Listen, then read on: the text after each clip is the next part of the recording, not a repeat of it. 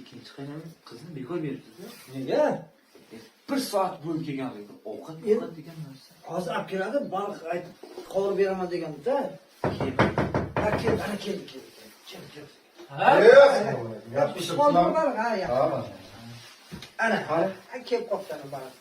Mani yomonlamayotganlaringiz qil. Yo'q, maqtab o'tirdik-da, zo'r kuyovlar. Qani? Oo. Ana baliqmisan, baliq. O'ldirib pishiribdi-da. Ha. O'ldirib pishiribdi. Ana baliq. Bo'larmikan?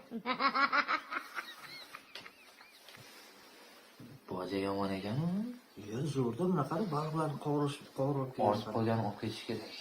Salataga qo'ygan qarasanchi. Ortib qolgan olib ketamiz. Olib ketamiz uni, salafon bor uni aytdi. Salafon. Ha, qani? Qanaqa boshlab berang. Ha, mayli. Qani? Boshlang. Tayyor. Bormi tabriklash kerak? Mana bak. Sizga bor, bizga yo'q. Ana. Hurmatli aziz yurtdoshlar, bugun biz Samarqand qayerdamiz? Reklama qilib ketaylik akamizga. Bittami?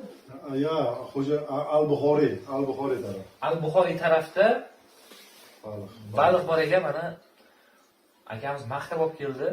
Bu yer bizni ham aka-ukamiz, ham muxlis, ham qaynatam, ikkinchi qaynatam qizmagan.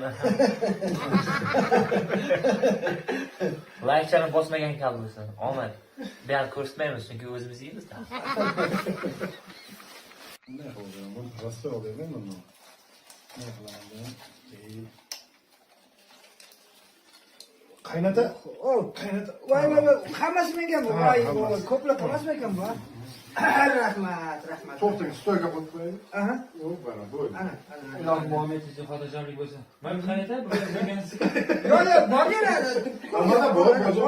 Erkakni berdi. Qolgan ayol qoldi uni. Erkagini yeymiz. Osh bo'lsin.